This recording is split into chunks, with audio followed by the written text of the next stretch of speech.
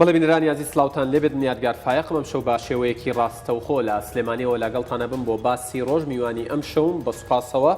بەڕێز کاک عومەری حاجی عینایەتە پارلەمانتاری بزوتنەوەی گۆڕان لە پارلەمانی کوردستان مەبەستمە لەگەڵ جەنابیان لەسەر کۆمەڵێک پرس بوەستین و گفتوگۆ بکەین زیاتر ئاراستەی قسەکانمان بەو ئاراستەیە کە کورد لە وردە گفتوگۆیەکی پێش بەرنامەکەش لەگەڵ کاک عومەرە باسیەوەمان کرد کە کورد لە بەغدا لە دوای 2023ەوە ناتوانین بڵێن ساڵ دوای ساڵ گەشەی کردووە و گەورە بووە بەڵکو توانین بڵێن ساڵ دوای ساڵ بچووک بۆتەوە و لە گەشەش کەوتووە و ئەمەش بە زیانی هاوڵاتیانی هەرێمی کوردستان و بە زیانی بڵین پارتە سیاسیەکانیش بە شێوەیەک لە شێوەکان حکوومەت هەرێمی کوردستان کەوتۆتەوە لە ئێستادا پێویستە کورد چی بکات ئایا سەرقاڵبوونی کورد بە گەمەی بچووکە و نەبینینی یاخود نەخوێندنەوەی وێنە گەورەکە زیانی زیاتر بەرێمە ناکەوێت و ئەمەوێت پرسیاری ئەوەش بکەمە چەند ئێمە لە دوای ڕفراندەم باس لەوا کرا کە هیوایەک هەیە کە لەگەڵ عێراق نەژین و دراوسێ بین بەڵام وەکو بینیمان هەموو دنیا پشتی تێکردین لە ناوخۆ یەک نەبووین پشتمان کردە یەکتر هەروەکو دراوسێکان و دوژمن و نەیارەکان بۆیە هیوایەکی ئەو تۆ نەماوە لە ئێستایە بۆ ئەوەی باس لە جیابوونەوە بکەین بەڵام ئایا کورد ژیانی لەگەڵ عەرەبدا ماوە لە ئێستادا کە عەرەبەکان زیاتر زۆر سەرقاڵی باس لە زۆرینەی سیاسیەکەن وترێن نەخشەی سیاسی عێراقە گۆڕێ و زۆرینەی سیاسی واگەر کورد 63-65 کورسیەکەشی کەم بێتەوە بۆ وەکو ینی لە توێژینەوەیەکی بڵین دامەزراوەی مێری ئاماژەیان پێداوە بۆ 56 کورسی 6 کورسی زیاتر یا 6 کورسی کەمتر ئایا کورد دیسانەوە نابێ بە کەمینەیەک یاخود ژمارەیەک کە وەکو پێویست لای لێ نەکرێتەوە ئەوە بەستمە باسێکش لەوە بکەین کە ئایا پەرتەوازەی نێوماڵی کورد و ئەوەی لە ئێستادا ینی حزبەکان هەندێکیان نەکەمویان بە ئاراستەیە قساکەن کە هەستەکەی هەڵبژاردننی پەرلەمانی کوردستانە نەک پەرلەمانی عێراق بێ ئەمە هەمووی بە زیانی خۆمان ناکەوێتەوە شیرازەی کۆمەڵایەتی بە شێوەیەک لە شێوەکانەوەی پێوترێک گرێبەستی کۆمەڵایەتی نێوان پێکاتەکان لاواز ناکات و نزیکی ناکاتەوە لە نەمان و کاڵبوونەوە و لە ئەنجامیشدا بەریەککەوتن من زیاتر ناڵێم بەڕێز کاک عومەری حاجی عینایەت پەرلەمانتاری گۆڕان لە پەرلەمانی کوردستان سڵاوتان لێبێت هەر من لەو پرسیارەوە دەست پێ یەکەم قسە لەسەرەوە کرێت ناوچەکە بە تەواوەتی ئەکوڵێت ئەوە تا ئەبینین بۆ نمونە لە تورکیا ئەردۆغان و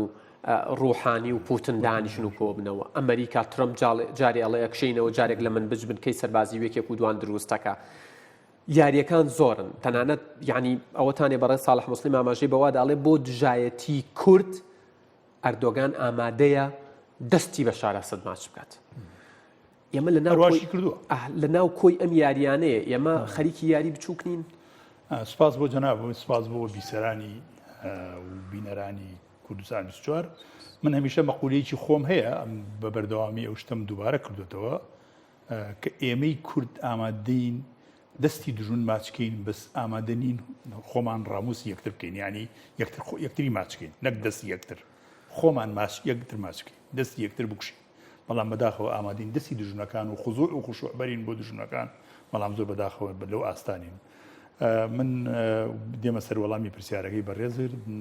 بەداخەوە ئێمە لە عێراقا هەر لە دوای ساڵی 2023ەوە مەسی حکم کە دروست بوو ئەو کاتە وەزەمان باشتر بوو دوای مەسی حکم ئەنجومەنی نیشتیمانی عێراق لە ساڵی 2005 کە هەڵبژێرا ئەو کاتە 225 کورسی بوو لە 225 کورسی کورد 75 کورسی بوو ئەتوانین بڵێن یەک لەسەر سی پەرلەمانی ئەنجومەنی نیشتیمانی عێراق کی کورد بوو کورد و تاوان ئەو پێکاتانەی کە لەگەڵینی بەڵام زۆر بەداخەوە بە شێوەیەکی بەرنامە بۆڕدارێژا و برا عەرەبەکانمان لە سوننەش و لە شیعە توانیان لە ڕێگەی گۆڕینی ژمارەی دەنگدەرەکان کە بۆ هەر 100,000 کەس یەکدانە کورسی تەرخان کرا ئەوان هاتن 50 کورسی کەشیان زیاد کرد بۆ ئەنجومەنی نیشتیمانی عێراق کردیان بە 325 کورسی بەڵام ژمارەی کورسیەکانی هەرێمی کوردستان هەروەکو خۆی مایەوە نەگۆڕا کورد بوو بە 1/6 چی لێ هات بۆ وای لێ هات مەسەن ئەوان یەک فێڵی زۆر گرنگیان کرد کاتێ ئەو 50 کورسیان زیاد کرد یەک کورسی هەرێمی کوردستانیان زیاد نەکرد هەمووی بۆ وەسەط و بۆ وەسەط و بۆ جنوبی عێراق بوو یەک نمونەی بەسیط بۆ جەناب چکە من لە هەڵبژاردننی دوو جار لە هەڵبژاردننی عێراق مشارەکەم کردووە ئەو دەمە کە لە عێراقا قاسمی ئینتیخابی شتێکی پێڵێن قاسمی ئینتیخابی هاوکۆلکەی هەڵبژاردن ئەم هاوکۆلکەی هەڵبژاردنە ئێعتیما دەکاتە سەرچی ژمارەی دەنگدەرەکان ئەوان هاتوون شوێنێکی و دیوانیە یان عەمارە هاتوون مەسەن بۆ نمونە 20 کورسیان بۆ دانا 20 کورسی یاین بۆ 2 ملیۆن کەس 2 ملیۆن کەس تا عەمارە ئەژی سلەیمانی 18 کورسی هەیە ئەو کاتەش سلێمانی پێم وایە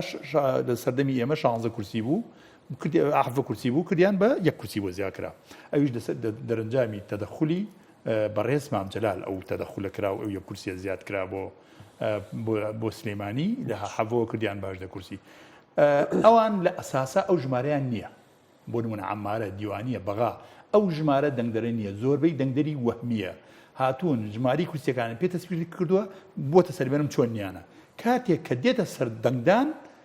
سیرێکی قاسمی ئینتیخابی لە عەمارە 19,000 بوو بەڵام لە سلێمانی 45,000 لەو دەمەی من چوو داخڵی ئینتیخابات بووم لە قاسمی ئینتیخابی لە سلێمانی 45,000 کەس بوو لە هەولێر 33,000 کەس بوو لە دهۆک 42,000 کەس بوو تقریبا لە نێوان 45 و 40 یاریە کرد بەڵام لە عەمارە ئەوانە لە نێوان 25 و لە هەموو عێراقا لە وەسەط و جنوبی عێراقا قاسمی ئینتیخابی بە هیچ جۆرە نەگەشتە 30,000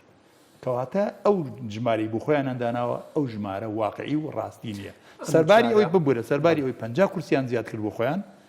50 کورسیەکە لە هەموو 50 کورسێک 1 کورسی بەر کوردستان کەوت 49 کورسی بەر خۆیان کەوت سەرباری ئەوەش قاسمی ئینتیخابێکە لای ئەوان زۆر جیاوازیە لەگەڵێمە ئێمە سەر هەرێمی کوردستان ئەمەش فێڵێک بوو لە کورد کرا و بەسەریەتی فێڵێک کورد زۆرم لەسەر نووسی زۆر هاوارم کرد لە ڕۆژنامە زۆر بسەبسەکاتم هەیە لەسەری یعنی ئەو قسانەکە یکەم هەمووی بە بەڵگە لە لامە زۆرم قسە لەسەر و بابەتە کردو کاک یعنی زۆر هیلاک بووم پێوەی زۆر داوام کرد بەڵام هیچ سوودی نەبوو چونکە تۆ لەگەڵ چی ئەژیت لەگەڵ شیعە و لەگەڵ سوننە نە شیعە نیەتی بەرامبەر بە تۆ باشە نە سوننە نیەتی بەرامبەر تۆ باشە تەمان لە تێپەڕاندنی یاسای بودجەی ئەم ساڵا زۆر بەوازحی دەرکەوت بەڵام زۆر بەداخەوە ئەوان وەکو ئیستا جەنابەت باس کرد ئەردۆغان ئامادەیە دەستی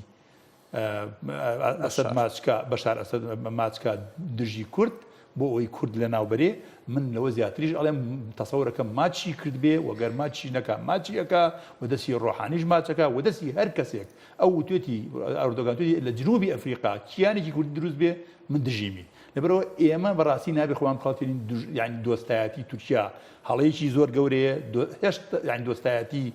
عەرەب و سوننە هەڵەیەکی زۆر گەورەیە ژیان لەگەڵیانە ئیجبارین بابەتێکە دۆستایەتیکردنیان بابەتێکەیە لەبەرەوە ئێمە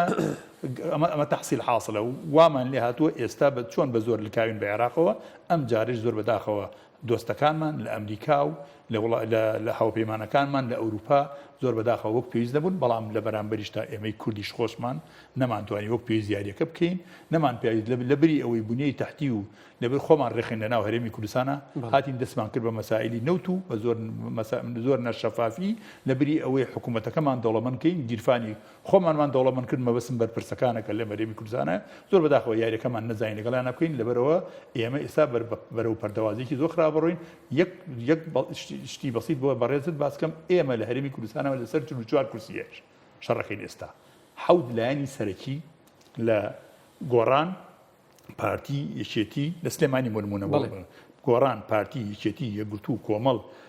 هاوپەیمانی بۆ دموکراتی و دادپەری لەگەڵ نەوەی نوێ لەگەڵ حیزبی شیوعی لەگەڵ حیزبی سۆشیالیست لەگەڵ پێکهاتەکان ئەمانە شەڕی لە ناو سلێمانیە شەڕی 18 کورسیەکە ئەم 18 کورسیە سەرنج بدە 7 کورسی بۆ 7 سەرۆک لیستەی بە زۆر واضحە بە تەوقعی من وەکو چۆن مێری شیکردنەوەیکی کردووە ئەبێتە 56 کورسی بە تەوقعی من و بۆ شیکردنەوەی من کردومە و زۆری هیلاک بووم پێوەی لە 56 کورسیش کەمترین ینی کەواتە کورد ئەم جارە نزیکی 10 کورسی زیاتری خۆی لە بەغا لە دەسەد ئەگەر ڕێگەم بدەی ئەم دووڕستەیە تەواوەکەم دوایە مەسەر وەڵامەکەی جەناب لەو 18 کورسیە وتم 7 کورسی بۆ 7 لیستی گرنگە 5شی بۆ کۆتاکانە کەواتە 5 و 7 بوو بە 12 کەواتە شەڕی ئەم 6 حولایانە بە سۆشیالیست و بە حیزبی شیوعی و بە حیزبەکانی کەشەوە لە زەحمەتکێشان و حیزبەکانی کە هەر هەمووی لەسەر 6 کورسیە منێت سەرنج بدە چی ئەتوانین لە کۆتاکان زیرەک بێ و لە کۆتاکان قسمە بۆ خۆی بەرێ سەرنج بێت لەو 6 کورسیەش ئەم 6 لایەنە ئەتوانن چی بکەن هیوایە بەتەمایە 10 کورسی بێنێ هیوایە بەتەمایە 9 کورسی بێنێ وەک دوایەوە گریمانێکیش هەیە گریمانێکیشێ باشە گریمان هەموو کورسیەکانیشی لایەنێکی سیاسی بوو ئەچێ لە بەغا چیەکە ئەو هەموو نوێنەرانمان هەیە کە لە بەغا بوون تا ئێستا بۆ تا ئێستا توانیان پارەی گەنمی تویارەکان وەرگرن تا ئەم لەحزەیە کاتەوەی لە بەغا ئێمە دڵمان خۆش بێ نوێنەرمان لە بەغا کەواتە لە فەیسبوکەکانیان بگەڕێ ڕەنگە سەدان جاردایان نابێ ئەوە ئەرە وەڵا پارەکەمان پارەی گەنم چی یعنی وایە من شتی ئەم پەرداخەم بە بەڕێز فرۆشتۆ داوای پارەکەت لێکم یعنی هیچ پێویستی نە بە پەرلەمانتارەکە نە بە حکوومەتەکە کڕین و فرۆشتێکی ئاساییە پێویستە پارەکەم بدەیت باشە کاکومەر کە ژیانمان لە عێراق نەماوە ژیان لە عێراقا ژیانی کورد لە عێراقا نەماوە بەڵام ئەبێ ئێستا ئێمە هەڵبکەین لەگەڵ عێراق هەڵکردن لە عێراقا چۆنە زۆر بەداخەوە ئێڵێ من ئەو برادرانی وەکو جەنابەت لە باسی لە پێشەجیگا وا تەسەورەکەن ئێستا ئێمە لێرە بەربوونەتە گیان یەکتر و یەکتر شتێنین و بەڵێ یەکتر ئەکوژین و یەکتر ئەکوژین و یەکتر دێنین و عیب و عاری یەکتر دەرەکەی ینی ئەگەر چاودێری هەندێک کەس هەندێک کەناڵی ڕاگەیاندن بکەیت کە خۆتەزانی لیستەکانی بەغایە تقریبن هەمویان کەناڵی ڕاگەیاندنیانەیە کاتی قساکەن هەستەکەی هەڵبژاردننی پەرلەمانی کوردستانە و ئێمە لێمان تێکچوە ینی وعدەکانیان بەڵێنەکانیان دژایەتی کردنیان ملی یەکتر شکاندنیان لەسەر یەکتر خوێندنیان هیچی بە ئاراستەی بەغا نییە هەمووی بە ئاراستەی نێوخۆی خۆمانە و لە یەک ئەدەین بەڵێ خۆی ئەم قسەیە زۆر ڕاستە ئەگەر ئەم هەڵبژاردننی یاریمی کوردستان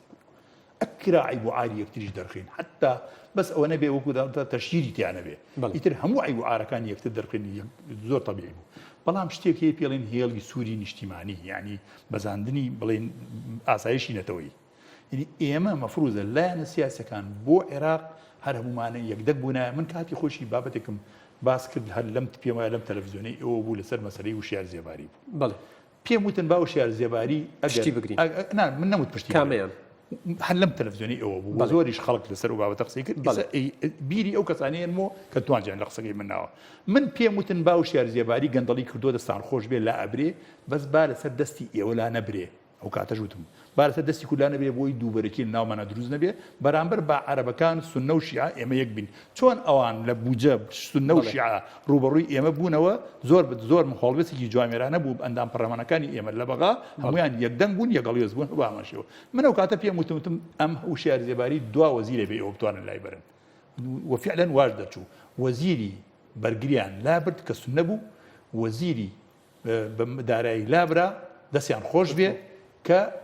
کورد بوو بەڵام من پێم وتن دوای ئەوەیەوە توان وەزیرێکی شیعە بێنە ناو پەرلەمانی عێراق و لایبەرن تا ئەم لەحزەیە نەیانتوانیوە وەزیرێکی شیعە بێنە ناو پەرلەمانی عێراقەوە نەک هەر لایبەرن لێ پێچینەوەشی لەگەڵ بکەن لەبەرەوە ئەوان بۆ بێ لە ناو خۆیانە یەک بن بۆ دژایەتی کورد بۆچی ئەبێت تورکیا و عێراق و سووریا و ئێران یەک بن بۆ دژایەتیکردنی میلەتێکی بێقەوارە میلەتێکی کە لە سەر ئاسی نێودەوڵەتی هیچ قوارێکی سیاسی نییە بەڵام ئێمە لە ناو خۆمانە هەر پەلی هەر حیزبێکمان بەدەست وڵاتێکەوە بێ خەتەرەکە لێرە پەلی هەر حیزبێکی ئەم وڵاتە بەدەست لە مثلا لایانی سیاسی هەیە ئێستا دروست بووە سەرنجی قسەکانی بدە جگە لە قسەکردن بە ناوخۆ توانج ناوخۆ بە هیچ جۆرێ من گوێم لێنە بۆ قسەیە لەسەر تورکیا بکە لەسەر سیاتی قسەیە لەسەر سیاتی بەعکسەوە زۆر هەوڵەدا دۆستایەتی لەگەڵ تورکیا دروستکە لەگەڵ عێراقی دروستکە لەگەڵ ئێرانی دروستکە کە ئەوان بە برابچووکی لەسەر بنچینەی تێکدان لەگەڵ ناوخۆ لەسەر بنچینەی تێکدان لەسەر ناوخۆ ئەمە هەڵەیەکی استراتیژیە ئەم لایەنە سیاسە ئەیکەن ئێمە پێویستە لەسەر ئاستی ناوخۆ هەرچی ئەەکەین بە یەکتر بیکەین ئەیبوعاری یەکتر دەرخەین کورسی لە کێ کورسی بەدەستە کورسیەکەی لەژێ دەست دێبێن و لەقیکەین بەڵام بۆ ڕوبەڕۆنەوەی دژمەکەمان لە ئێران و لە تورکیا و لە عێراق مەفروزە ئێمە یەکدەست و یەکدەنگ بین بەڵام بەداخەوە زۆر بەداخەوە ئێڵێم ئێستا لە ناو هەرێمی کوردستانە سیاسەتی پشکاندن سیاسەتی پەرتکەوت زاڵبە ئەو سیاسەتەی کە دژمنانی کورد ئەیانەوێ بەسەر کووردا بیسەپێنن ئێمە خۆمان بەدەستی خۆمان ئێستا حالیان پیادەی ئەو سیاسەتە ئەەکەین سیاسەتی پەرتکەوت زاڵبە لە ناو ئێمە زۆر بەوازی ئەبینرێ هەموو لایەنە سیاسیەکان خەریکی یا هیچ لایەنێکی سیاسی نییە خەریکی شکاندنی یەکتر نەبێ تەنانەت شکاندنی لە بەرامبەر دژمنەکان شایە یعنی دەستی یەکتر کەشفەکەین بۆ دژمنەکانی خۆشمان من یەک لە بەرنامەیەکی تەلەڤیزیۆنی پێم وایە بۆ تەسەوەرەکەم قەناتی ئەلەتیجا بوو یەک ئەندا پەرلەمانی عەرەب ڕوبەڕووی من بوویەوە وتی ئێوە گەندەڵن ئێوەوان حکوومەتەکەتان وایە زۆر توانجی لێ من ئێوە پەرلەمانەکەتان پێچ کەوتوتم ڕاست دەکەی تۆ ڕاست دەکەی ئێمە حکوومەتێکی فاسیدمان هەیە بەس حکوومەتی بەغا ئەفسەدە 200 ملیار دینار دیار نییە کەواتە ئێوە گەبتانەوێ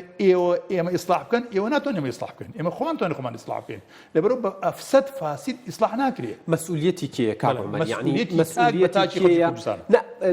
خەڵکی کوردستان چی بەدەستە ڕاستە خەڵکی کوردستان لە کاتی هەڵبژاردنە زۆر شتی بەدەستە خوێندنەوەیەکی ڕێکوپێک بکات و دەنگی خۆی بدات بەڵام پارتە سیاسیەکان هەموو پارتە سیاسیەکان بە تایبەت تر لە ناو هەموو پارتە سیاسیەکانە پێنج پارتەکەی کە نازانم ئەوەی پێوترێ پارتی سەرەکی ینی پارتیە گۆڕانە یەکێتیە یەکگرتووە کۆمەڵە ئەم پێنج پارتە سیاسیە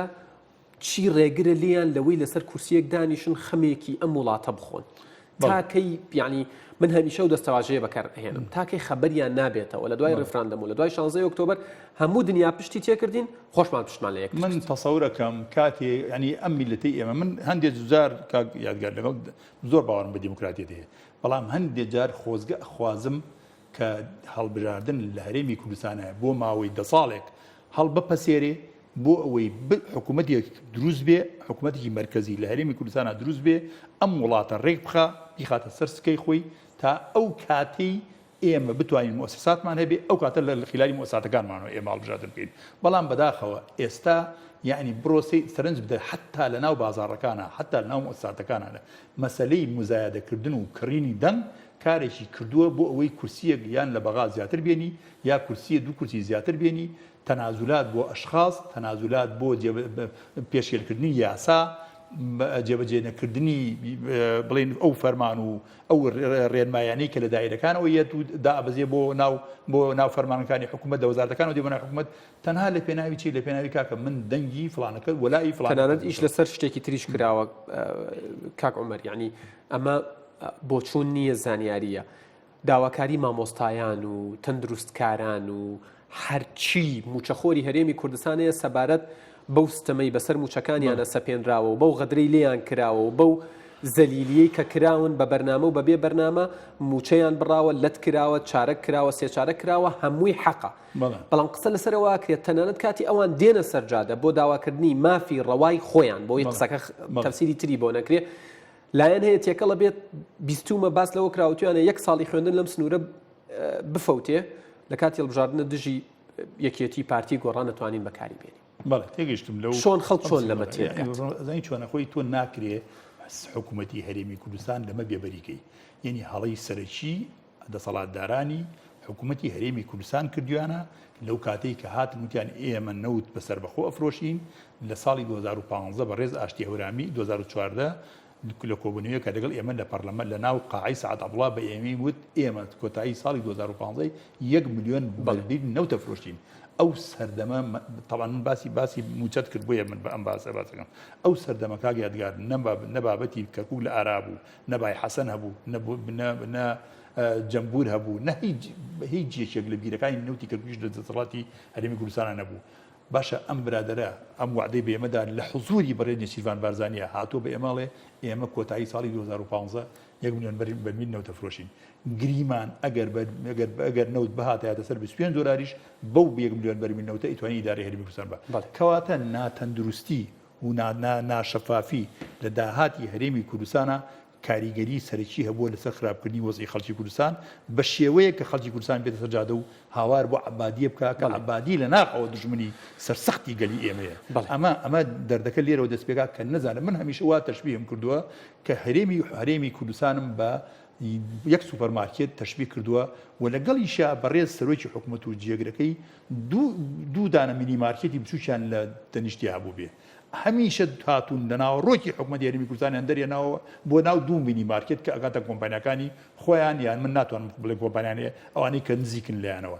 لە ناواخنی ئەمەیان دەرهێناوە خستویانتە ناو ئەو دوو مینی مارکێتەوە دوو مینی مارکێتەکە گەورە بووە سوپەرمارکێتەکە بچووک بێتەوە دوومیان مینی مارکێتەکە گەورە بووە بەم شێوەی وای لە هات حکوومەتی هەرێمی کوردستان قاوەقێکی پوچەڵ و بێ دەسمایی مایەوە بەڵام ئەوان کۆمپانیەکان ماوە ئەمانە چاک بکرێتەوە و چارەسەر بەڕێی من خەڵکی ینی وە چۆن بکرێن بەڕێی من درەنگ هاتن باشترە لە نەهاتن درەنگ هاتن باشترە لە نەهاتن ئەکرێ بەڕێی من ئێستاش هەرەکرێ نەچۆ بچێ هەموو کەس ئینسان ئەگەر هەڵەیەکی کرد پێداچوونەوە بە هەڵەکەی خۆیان بکە هەڵەکانی ڕاستکاتەوە ئیتر ئەگەر پارە خواردنیش بێ بەسە ئەگەر دزی و گەندەڵیش بێ بەسە ئەگەر ڕوتانەوەی خەڵکی کوردستانیش بێ بەسە پێویستە لایە لە خەڵکی کوردستان بکەنەوە لە موچەخۆرانی هەرێمی کوردستان بکەنەوە سەیری پێشمەرگەیە بکەن لە سەنگەرەکانی جەنگا بە 500,000 دینار شەڕەکەەوە لە 500 دینارەکەش پارەی لێ خەسمەکەن سەیری خانشینێ بکە لە خاڵنشینی ساڵی ماڵیدی ساڵی 1954 ساڵێک و 3 مانگا خانشین کراوە تا ئێستا 1 دیناری وەرنەگرتووە لەبەرەوە حکومەتی ئەگەر هێرمی کوردستان ئەو مافی نییە لۆمەی خەڵکی کوردستان باشە حکوومەت بەڵام لە عینی کاتێک کە تۆ نەتوانی مافی ئەمانیان بدەی ئەو خۆپیشاندانەکانیش لەوانەیە بەلا ڕێدا ببرێ خۆپیشاندانەکانیش لەوانەیە هەندێک خەڵک بێ کەلیمەت و حەقی یوراد بها الباطل لەوانەیە هەندێک خەڵکیش بێ ئەو خۆپیشاندانە حەقەی کە فەرمانبەران کردویانە بێ بە ئاراستێکی سیاسی بۆ خۆی سوودی لێ بۆ بەڕێ من مافی خۆشێتی مافی خۆیەتی کە باشە چەند گرنگە ئێستا حکوومەت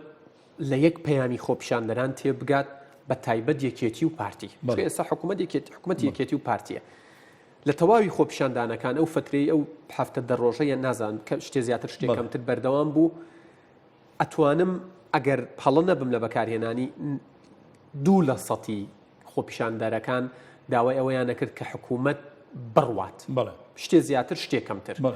کەس داوای ناکرد بڕات داوای مافی خۆیان نەکرد داوای موچەیان نەکرد داوای ئەوەیان نەکرد کە ژیانێکی شایستیان بۆ دابین بکرێ داوای ئەوەیان نەکرد کە ئەو حەقانەی حکوومەتی هەرێمی کوردستان بە زۆر لی سندون بیانداتەوە حکوومەت ئەبێت چۆن لەم پەیامە تێبگات و چەند گرنگە تێبگاکە هێشتا چەند سەکیتریان پێدراوە بۆ ئەوەی شتەکان چاکەن دەستی ئەمین دەستی کەسێک دەستی ئەمین بوو ئیتر بەڕێ من کۆتایی دێ یعنی ئەو کەسەی سەروەت و سامانی هەرێمی کوردستانە بەدەستەوەیە پێویستە ئەو کەسێکی ئەمین بێ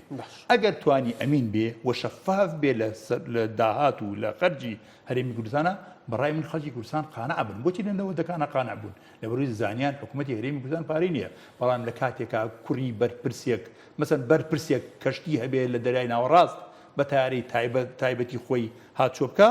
مامۆستایەکی خانشینیش لە ساڵێکە 12 جار سەفەر بکەوە میش ناتوانێت سلێمانی بچێتە هەولێر بۆ هەڵامەتێک بچنە تورکیا بۆ هەڵامەتێک بچنە ئەمریکا بۆ ئەوروپا بەڵام خەڵکی یانی تا ئێستا تۆ دیوتە بەرپرسێکی هەرێمی کوردستان لەیەکێ لە نەخۆشخانەکانی هەرێمی کوردستانە چارەسەری خۆی کردبێ نەخێر بە هیچ جۆرە نەخێر یعنی لەبەرەوە بەڕێی من مافی ڕەوا ئەدەم بە خەڵکی کوردستان بە خانشینەکان بەڵام من یەک شتی کەش هەیە لێ پێویستە لە خلای ئەم شاشەی بەڕێستانەوە بێڵێم بە خەڵکی کوردستان ئەڵێم پارتی ویشێتی ئەدرێن لە مەحەک لەم انتخاباتی عێراقا ئەگەر لەم انتخاباتی عێراقا پارتی ویشێتی نەیانتوانی دەنگی پێویست بێنن وەزنی خۆیان تاقی کردەوە بە تەسەوری من خەڵکی کوردستان ئەبێ تەسەوری ئەوە بکە کە هەڵبژاردننی هەرێمی کوردستان ناکرێ لە هەرێمی تەنها پارتی وێکێتی بەڵێ چکە لەبەرەوە بۆ یەکگرتو و کۆمەڵیش بەڕێی من بۆ ئێستا حکوومەتەکە بەدەست پارتی ویشێتیەوەیە کۆمیسیۆنی باڵای سربەخۆی هەڵبژاردنەکانی هەرێمی کوردستان زۆرینەی پارتی ویشێتین ئەگەر پارتی ویشێتی نازم ئایا تەزویر ئەکەن نایکەن ئەوە تەمان لە ئایندا دیاریە بەڕای من حتا لەم سمارت بۆکسەشاکە هاتووە ئەڵێن سندوقی زیرەکە و یەکتر دەنگان فەرزەکات و ئەیا بە قەمەر سناعی و هەندێک تەکنۆلۆژی لە حوتی بەیانی بۆ شەشی ئێوارەکە کرایەوە کە داخرێتەوە تەسەوری من شتێکم خوێندەوە ئەڵێ ئەکرێ ئەوەش بەرمەجە بکرێ مثلا ئەڵێ ترید غەزال ئوکل غەزال ترید ئەڕنەب ئوکل غەزال دەنگ بە هەر کەس بدەی لەوانەیە ئەوان دەنگە بەلایەکی بەلای خۆیان بشکێنەوە ئەگەر من ببورە من حەزەکەم تاکید لەسەر ئەم خاڵە بکەمەوە دوایی جەناب ئەگەر ئەم لەم هەڵبژاردنەی هەرێمی بەغەدا کە ئەکرێ بۆ ئەنجومەنی نیشتیمانی ئەگەر پارتی وێچێتی خۆیان هێن لە سەنگی مەحەک ئەگەر وەک پێویست دەنگ نەهێنن من تەسەورەکەم هەڵبژاردننی هەرێمی کوردستان ئەمساڵ نەکرێ بەلایکەمەوە باشە بێگومانەوە پرسیاری تری شەڵەکرێ بەڵام من دۆ خولەکم ماوە بابەتێکی تریشێ مەبەستمە قسەی لەسەر بکەین پەرلەمانی کوردستان زۆر گلەیتان لە یەکرێک کاگەمەر ئەوترێت ئێوە غائبن لە ناو خەمی خەڵکە هاوڵاتیان ڕۆژانە سەرجادە داوای مافی ڕەوای خۆیان کرد پەرلەمان هیچی نەوت بەڵام شاندی پەرلەمان لێرەوە سەری خۆی هەڵەگرێ بۆ عەفرین بەڵام ناچنە کەرکووک ناچنە خورمات و کۆی پرسیارەکانی من ئەوەیە ینی پەرلەمان کەیدا ئەنیشێ هیچ نەبێ بوو ئەوەی پرۆژە یاسای چاکسازی لە خانەنشینی و موچە و امتیازاتی پلە تایبەتەکان بەخۆشتانەوە گفتوگۆی لەسەر بکات چکە باس لەوە ئەکرێت زیاتر لە 100 ملیار دینار بۆ خەزێنەی دەوڵەت و دارایی گشتیە گێڕێتەوە و کۆتاییهێنان بە پاشە کەوتیش پێویستی بە 100 میلیارد دینار باس لەوە بەڕای من خەڵکی کوردستان بە تایبەتی هەندێک حیزب و لایەنی سیاسی کە تازە دروست بوون خەڵکی کوردستانیان بە هەڵا بردبوو لەبەرەوەی ئەو یاسایە تەواو بوو ئەندامی پەرلەمانی کوردستان کە لە 91ەوە تا ئێستا خانشین وەرەگرێ لەگەڵ وەزیرەکان لەگەڵ پلە تایبەتەکان هەر هەمووی کەم کرایەوە بە ڕێژەی زیاتر لە 150 خانشینەکەی ئەبواە خەڵکی کوردستان لێگەڕانایە ئەوە بڕۆشتایە بەو شێوەیە تاوان بۆ معلوماتی بەڕێزی خۆ دەزانی من هەر چۆنێ بێ وەکو خزمەت و وەکو تەمەن و وەکو شادش من لە هەر چۆنێ بێ بۆی عێراقیش بێ هیچ کێشەیەکم نییە بەڵام بەڕێی من هەنگاوی باشدرا بوو ئەوە لەسەر ئەو مەسەلەی خانشینی تاوان مەسەلەکە تەسەیوس کرا یعنی بوو بە سیاسی یعنی من ئەگەر زاکیرم خیانەتم لێ نەکا بەڕێز کاک عەلی حەمە ساڵح لەم بەرنامەی باسی ڕۆژە وتی 80% یاساکە باشە بەڕێز دکتۆر شێرکۆ جەودەد وتی 85% باشە و یاسا هەیە لە دنیا 100% باش بێ بەڕێی من لە 90 ئەو یاسایە باش بوو بڕۆشتە یاسا هەیە 100% باش نەبوو یاساکە زەین بۆچی چی خراپ بوو زیندانە سیاسیەکانمان بەڕاستی من ئەو بە موچەی ئەوانە نەبڕێنرایە چی ئەوانەی ئەکرا لە خولەکانی داهات و پەرلەمانتارەکانی گۆڕان بەرگری لێ بۆ نمونە ئەزانین چۆنە ئەمە ئێمە سیاغەیەکماندانا سیاغەی قانونی دواتر ئەکرا کاری لەسەر پێم بڵێن کاتم بگورە تەنها من ئەوەن دەڵێم ئەو برادرانە کە هاتن ئەو یاسایان پەخس و گەڕانیانەوە ئێستا یاساکە پچکی خەوتووە ئەندام پەرلەمانێک کە لەوان بوو بە 2 میلیۆن دینار خانشین بکرێ ئێستا بە 6 میلیۆن خانشینە باشە ئەگەر یاساکە نەڕۆ تەسەورەکەی تاکاتی بانگەشە و هەڵمەتی هەڵبژاردن پەرلەمان شێ و شتێکی لێ بکات باس لەواقعی هەسەرەتایەتی داهات و دانیشت بەڵام بە تەسەوری من دانیشتنی پەرلەمانە کرێ ئێوە وەکو گۆڕان لەگەڵەوەن ئەو ئێمە لەگەڵەوەی ئەمە ڕێی بزوتنەوەی من ڕێی عومەر عنایەت و زۆر بێ ئەندام پەرلەمانەکانی بزوتنەوەی گۆڕان ڕێیمان جێبەجێکردنی یاسای خانەنشینی ژمارەنەوەی ساڵی 2014 عێراقا بەم شێوەیە حەزەکەم ڕێگەم بدەی ئەمە کوردچکە کاتم تەواو بەم شێوەیە یەکەم خانشینی پلە نزمەکان یەکسەر جێبەجێ بکرێ خانشینەکەیان بگۆڕێ بۆ خانشینی کە لە عێراق کرێ ئەگەر حکوومەت مبەری هەڵێ پارەم نییە ئەکرێ لە ماوەی 6 مانگ بۆ ساڵێ بە حکوومەت بدەین بۆی خانشینی هەموو فەرمانبەرانی من بڵێ دووەم بۆ پلە تایبەتەکان بە پەلە جێبەجێ بکرێ ئەمە ڕێی بزوتنەوەی گۆڕانە منەوە شەوە دوو خاتون لە بەرنامەکەم ینی میوان بوون یەکیان پارتی بوو یەکیان یەکگرتوو بوو هەمان ڕێی جەنابتیان هەبوو وتی لەگەڵ ئەوەین کە ئەم پرۆژە یاسا گفتوگوی لەسەر بکرێت و وەکوەوەی 2014 عێراقی لێ بکرێت ئەمە سێ فراکسیۆن هیواداری فراکسیۆنەکانی تریش بێنە زەر تەسەوری من زۆرینەی فراکسیۆنی گۆڕان لەگەڵ ئەم ڕێیەک کە من وتم ناتوانم بڵێ